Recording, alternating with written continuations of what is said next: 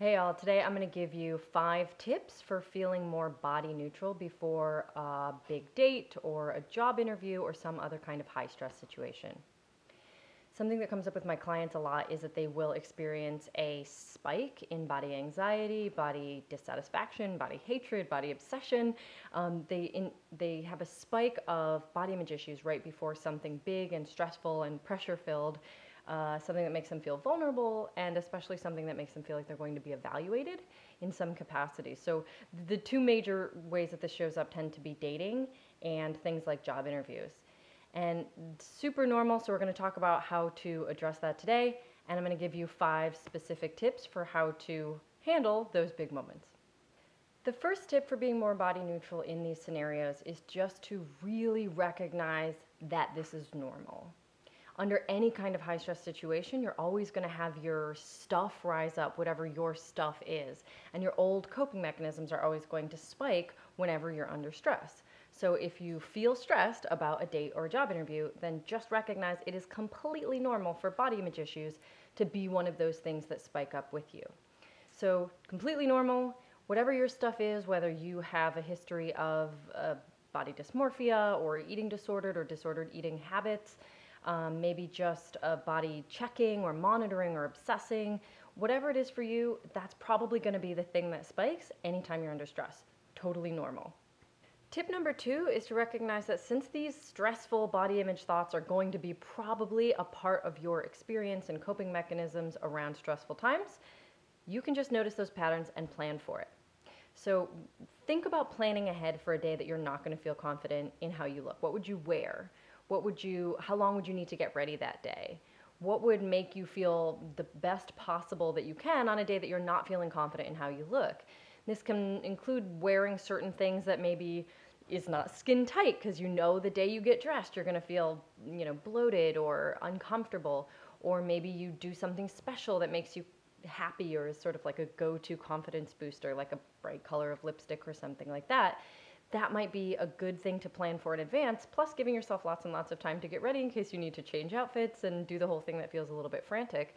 This is how you can honor the fact that this is your pattern and plan ahead for it. Tip number 3 is to recognize that you have so much more to offer than how you look, and that there's actually a sort of built-in vetting system for the potential date or boss that you're actually going to go and hang out with. Because if they were to judge you and not choose you based on how you look, then they are never going to respect you or really value you for who you are anyway. And that is not somebody you want in your life. And this is a super helpful tip for a lot of people to sort of flip the whole thing on its head, because maybe you're freaking out and you're thinking, oh my God, I look awful today. This person's not going to like me, or they're not going to think I look suitable for the job, or whatever the thing is that's going through your head. And then you can pause that thought, flip it around, and recognize that if this person was not going to be attracted to you because whatever is going on with how you look that day, or if this person wasn't going to hire you for that same reason, then that person was never going to treat you well. They were always going to objectify you. They were always going to have a superficial value for how you looked, and they were never actually going to give you the kind of experience that you deserve and that you want. So it's actually kind of a great vetting system to not look perfect or your best, whatever that means, however that is defined for you, in these situations, because ultimately you don't want to be objectified and boiled down to your appearance. You are so much more than how you look, and anybody who is genuinely going to be offering you the kind of experience that you want, whether in partnership or in a job or something similar, they're going to see you for who you are right from the get-go. And how you look or how attractive you are, how thin you are, any of those things, that's not going to play a factor for those people. Tip number 4 is to notice the thoughts, but don't get too attached to them. Don't believe them. Don't get drawn into their story, and definitely don't make a plan based on what they're telling you to do. This is the thing I've talked about before of having space between you and your critical body thoughts or your negative body image thoughts. Put some space there by just observing them. You can't make yourself stop having these thoughts, but you can make yourself have a little bit more distance between this mean inner dialogue and you, the real you. So just observe them, recognize, oh, my brain is doing this thing, it's going around in circles telling me I need to change or lose weight or, put on more makeup or put on less makeup, whatever it's doing, it's just doing a bunch of chatter, and you can just Watch it from a distance. Imagine it like a little TV screen far, far away, playing out its little drama. Has nothing to do with you, has nothing to do with what you're wearing, has nothing to do with your body. You don't have to do anything about it. You can just notice it, name it, recognize it for what it is, and then just watch it play out from a detached place. Tip number 5 is to focus on making a connection rather than an impression. So focusing on making an impression generally tends to be about making other people like you, giving them what they want, or focusing on what they think and feel and want. It's a lot of putting yourself in their headspace and then thinking about yourself through that lens. Super disempowering and a ripe place for body image issues to soar. So if you focus on making a connection, that shifts that dynamic completely.